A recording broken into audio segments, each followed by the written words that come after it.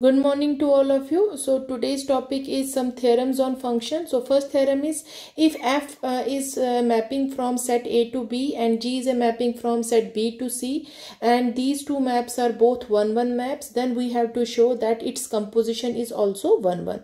So अब हम क्या करेंगे, हमारे पास ऑलरेडी गिवन क्या है, since f is a mapping from set A to B and G is a mapping from B to C, this implies जो composition map होगा वो कहाँ से कहाँ तक होगा, A से C तक.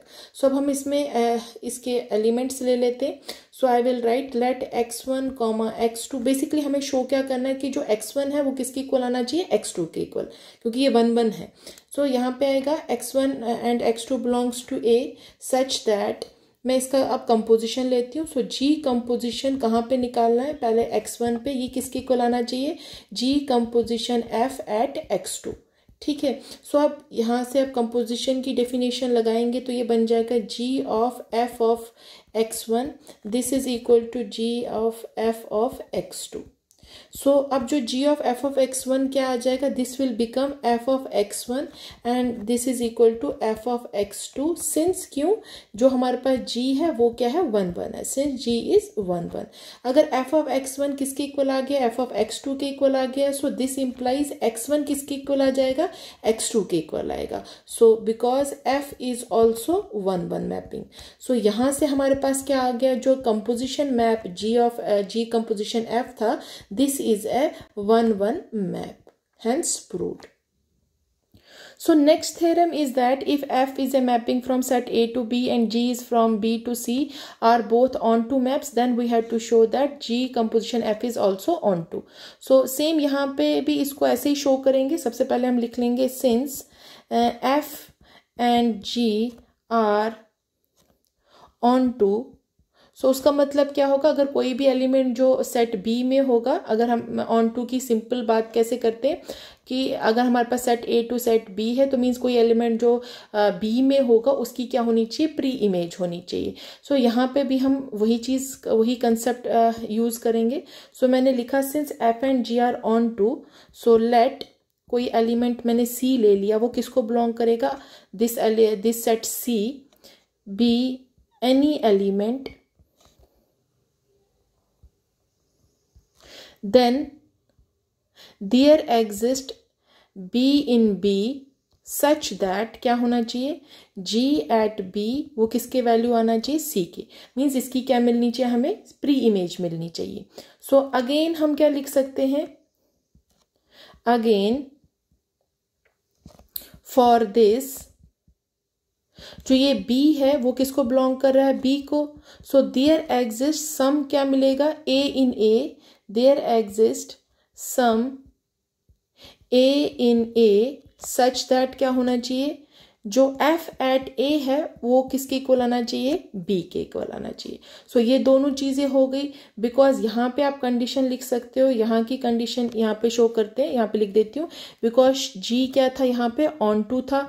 इसी तरीके से हमें ये बताया कि जो दोनों मैप्स है वो ऑन टू मैप्स है, और यहाँ पे क्या शो हो गया कि जो फंक्शन f है वो क्या है, ऑन टू है. So since f is onto, आप लिख सकते हैं f इज ऑन टू.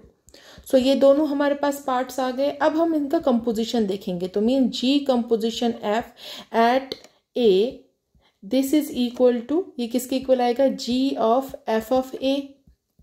सो वो किसके इक्वल आएगा, अब f ऑफ A की वैल्यू देखो, f ऑफ A की वैल्यू थी ये वाला, वो किसके इक्वल था, B के, और यहाँ से हमने लिखा था G ऑफ B किसके इक्वल है, C के. सो f ऑफ A की वैल्यू हम यहाँ पे पुट करेंगे तो ये बन जाएगा G ऑफ B, और G ऑफ B किसकी वैल्यू है, उसकी वैल्यू कितनी है, C है, तो यहाँ से आ गया C.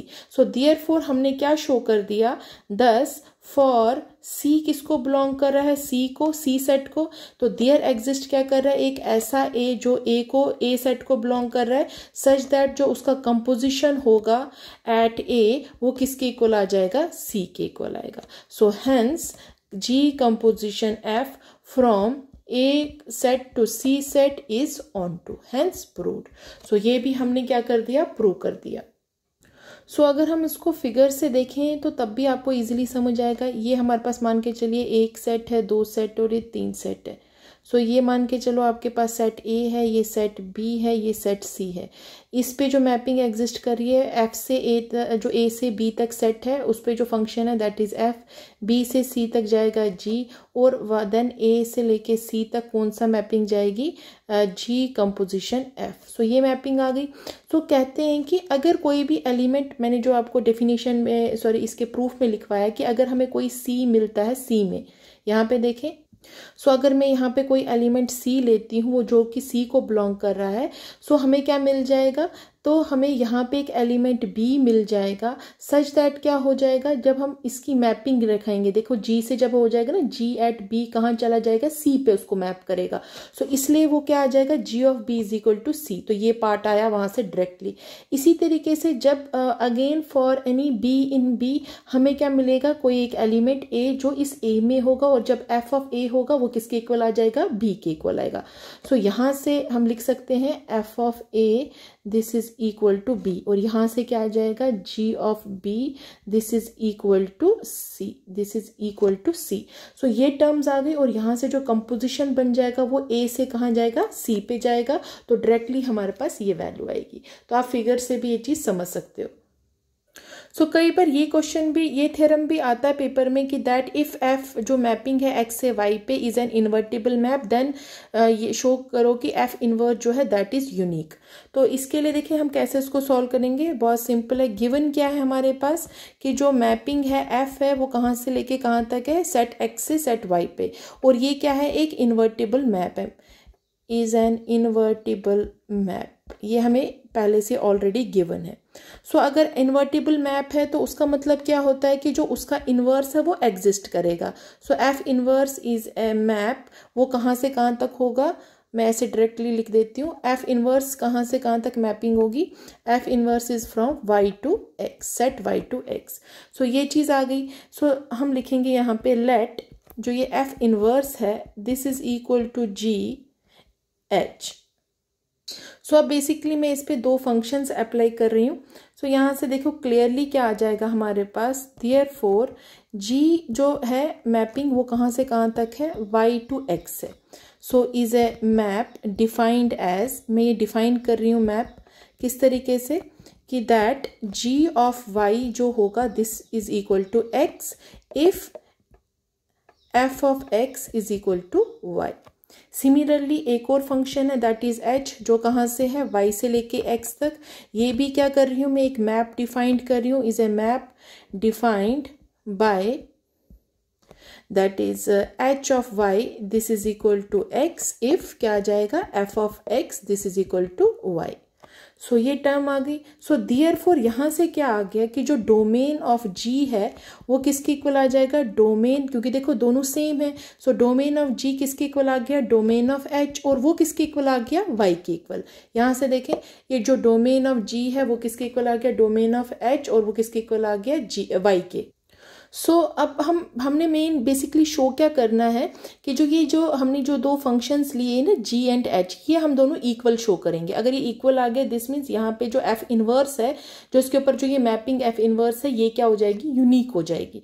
सो अब यहाँ पे मैंने लिख दिया कि that domain of g this is equal to domain of h and this is equal to y। So I will write here now let, मैं कोई एलिमेंट y जो है वो इस y में ले रही हूँ, कैपिटल Y जो मेन सेट है। सो वहाँ से हमें क्या मिलेगा, so I will write let g of y this is equal to x1 so that हमारे पास क्या आ जाएगा, f ऑफ x1 जो होगा वो किसके इक्वल आएगा, y के इक्वल आएगा। एंड सिमिलरली मैं h ऑफ y जो है उसको लिखती हूँ x2 के इक्वल टू, सो दैट हमारे पास क्या आ जाएगा, जो f एट x2 की जो वैल्यू होगी वो हमारे पास क्या आएगी, y आएगी। यहाँ से हमारे पास क्या आ जाएगा, क्योंकि ये भी y है और ये भी y है, सो therefore I will get that f of x1 जो है वो किसके इक्वल आ जाएगा, f ऑफ x2 के इक्वल आएगा। अगर f ऑफ x1 x2 के इक्वल है तो मीन जो इसके अंदर के एलिमेंट्स है वो भी आपस में इक्वल है। सो दिस इंप्लाइज x1 क्या है, x2 के इक्वल है। सो therefore I will right since f is या f being invertible map, f being invertible map is 1 1। सो ये क्या है, 1 1 मैपिंग है। सो यहाँ से हमारे पास क्या आएगा, अब जो ये f ऑफ x1 है उसकी वैल्यू कितनी है, उसकी वैल्यू किसके इक्वल है, g ऑफ y के। सो यहाँ से देखें जो ये f ऑफ x1 है वो किसके इक्वल है, g ऑफ y के इक्वल। तो मैं यहाँ पे यही चीज़ लिख लूँगी। सो ये आ जाएगा हमारे पास g of y, this is equal to, अब f ऑफ x2 किसके इक्वल है, h y के। सो मैं यहाँ पे लिखूंगी h of y for all जो y किस में बिलोंग किया था, इस सेट कैपिटल Y को। सो यहाँ से क्या आ गया, जो g है वो किसके इक्वल आ गया, h के। This imply g is equal to h, therefore जो f इनवर्स है वो क्या आ गया हमारे पास, यूनिक, हेंस प्रूव्ड। सो बहुत सिंपल है, सिर्फ डेफिनेशंस लगाओ, आपको पता होनी चाहिए यूनिक में हमें प्रूव क्या करना है और किस तरीके से प्रूव करना है। आप आराम से थ्योरम में वो चीज़ अप्लाई करके उसको सॉल्व कर सकते हैं। Next theorem is that let f is a mapping from set x to y and ABC that is AB is contained in y, AB is contained in y, then we have to show that f inverse A minus B, this is equal to f inverse A minus f inverse B। सो अब इस part को देखिए हम कैसे solve करेंगे। सबसे पहले हम क्या करेंगे, हमारे पास क्या गिवन है, हमें प्रूव क्या करना है, हमें प्रूव बेसिकली ये वाला पार्ट प्रूव करना है कि that f inverse A minus B ये इसके इक्वल है। तो हम पहले क्या करेंगे, LHS पार्ट ले लेते हैं, उसको फिर RHS के इक्वल शो करेंगे, मीन्स ये पहले इसका सबसेट शो करेंगे, फिर आपस में इन दोनों को इक्वल शो करेंगे। So here I will take let x जो है एक एलिमेंट ले रही हूँ, वो किसको बिलोंग कर रहा है, f inverse A minus B को। सो यहाँ से क्या आ जाएगा, अगर x जो है वो इसके इनवर्स में है, तो अगर f हम इस साइड ले जाएंगे तो मीन्स f ऑफ x किसको बिलोंग कर रहा है, a माइनस b को कर रहा है। अब यहाँ पे आप सीधा जो सेट्स की जो डेफिनेशंस होती है वही आप अप्लाई करें, सिमेट्रिक डिफरेंस वाली, जो सीधा डिफरेंस ऑफ टू सेट्स के लिए। सो ये आएगा f ऑफ x किसको बिलोंग करेगा, a को, एंड यहाँ से आ जाएगा f of x does not belongs to b। So ये टर्म आ गई। सो यहाँ से हम क्या लिख सकते हैं, x जो है वो किसको बिलोंग करेगा, f को वापस इस साइड ले लेंगे तो ये बन जाएगा f inverse of a, and similarly हम लिख सकते हैं x जो है वो बिलोंग कर रहा है, डज नॉट बिलोंग कर रहा है किसको, f इनवर्स ऑफ b को। सो यहाँ से हमारे पास डायरेक्टली हम लिख सकते हैं, क्योंकि x इसको भी बिलोंग कर रहा है, इसको भी बिलोंग कर रहा है, तो वो उसके डिफरेंस में भी होगा, तो हम डायरेक्टली लिखेंगे f inverse a then minus f inverse of b। Okay, so यहाँ से हमारे पास आ गया कि that f inverse of a minus b ये किसका सबसेट बन गया, f inverse of a then minus f inverse of b। ये बहुत सिंपल है, बस आपने इनकी जो प्रॉपर डेफिनेशंस अप्लाई करनी है। इसी तरीके से हम सेकंड पार्ट ले लेते हैं। So I will consider let x, इसको name it as equation number first. So let x belongs to f inverse of a minus f inverse of b। So हम कह रहे हैं x इसको बिलोंग कर रहा है, दिस मीन्स x ये पूरे सेट को बिलोंग कर रहा है, इसका मतलब वो f इनवर्स a को भी बिलोंग कर रहा है, and x does not, subtraction का बनता है, x does not belongs to f inverse of b। So therefore I will write here, यहाँ से f इधर दूसरी साइड लिख लेंगे, ये हो जाएगा f ऑफ x, वो बिलोंग किसको करेगा, a को करेगा, एंड जो यहाँ से बनेगा f ऑफ x वो किसको बिलोंग करेगा, डज नॉट बिलोंग करेगा b को। तो यहाँ पे भी f ऑफ x है, यहाँ पे भी f ऑफ x है, ये a को बिलोंग कर रहा है, ये उसके सब्ट्रैक्शन को है। सो हम डायरेक्टली लिख सकते हैं f ऑफ x ये कहाँ पे आएगा, belongs to a minus b में। सो यहाँ से हमारे पास आ गया कि जो x है वो किसको बिलोंग कर रहा है, f inverse of a minus b। So name it as equation, जो ये हम, या डायरेक्टली आप इसको ऐसे भी लिख सकते हैं सेकेंड पार्ट में कि that is this implies x this f inverse a minus f inverse b, this is subset of f inverse of a minus b. So name it as equation number second. So from equation first and second we have f inverse a minus b, this is equal to f inverse a minus f inverse b, hence proved. So बहुत ही ज्यादा simple था इसको solve करना। Next, last example is that if R inverse and S inverse are inverses of relation R and S respectively, show that S composition R whole inverse this is equal to R inverse composition S inverse. So अब देखें इसको हम कैसे solve करेंगे. यहाँ पर हमारे पास given है कि जो R and S है ये दो रिलेशंस है. So let R and S be two relations. ये हमारे पास दो रिलेशंस गिवन है. Relations on a set X, on a set X. So I will take now two elements. So take X, Y, Z belongs to set X. Then consider ordered pair ZX जो किसको belong करेगा, S composition R के inverse को. सो ये हमने ordered pair किस में ले लिया है, एस कंपोजिशन आर के इनवर्स में. सो यहाँ से हमारे पास क्या आ गया, अगर ये जो ऑर्डर्ड पेयर है ये इसके इनवर्स में आ गया तो जो अगर हमें खाली एस कंपोजिशन आर देखना होगा वो किसके इक्वल हो जाएगा. सो एस कंपोजिशन आर जो होगा this will be equal to x z. इसमें कैसा एलिमेंट आएंगे, एक्स जेड, मतलब इसका रिवर्स होगा. So if and only if हम लिख सकते हैं X Z this is equal to S composition R. So आगे हम लिखते हैं. सो सिमिलरली सो अब हम यहाँ पे इसका कंपोजिशन का डेफिनेशन लगाएंगे. तो मीन्स एक ऑर्डर्ड पेयर एस से होना चाहिए और एक ऑर्डर्ड पेयर इस रिलेशन से होना चाहिए, मीन्स आर से होना चाहिए. सो यहाँ पे हम लिखते हैं आगे. So if and only if x y जो होगा वो किसको बिलोंग करेगा, दिस रिलेशन एस को. एंड मैं एक और ले लेती हूँ ordered pair that is y z, ये किसको बिलोंग करना चाहिए, रिलेशन आर को. सो फॉर यहाँ पे आएगा y belongs to x. So if and only if कब होगा, अगेन अब इसका इनवर्स में देखो, यहाँ पे इसके एलिमेंट्स को चेंज करते हैं, इंटरचेंज करेंगे तो ये हो जाएगा वाई एक्स, ये किसको बिलोंग करेगा, इसके इनवर्स को. सिमिलरली यहाँ से जो जेड वाई होगा वो भी किसको बिलोंग करेगा, आर के इनवर्स को. So for some y in x.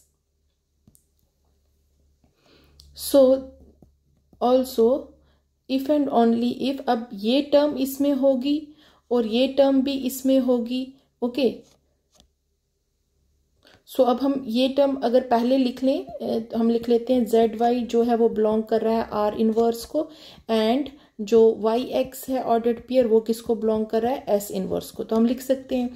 सो यहाँ से हमारे पास क्या आ जाएगा कि जो ये जेड कॉमा एक्स आ गया, देखिए यहाँ पे ये जेड वाई है और ये वाई एक्स है.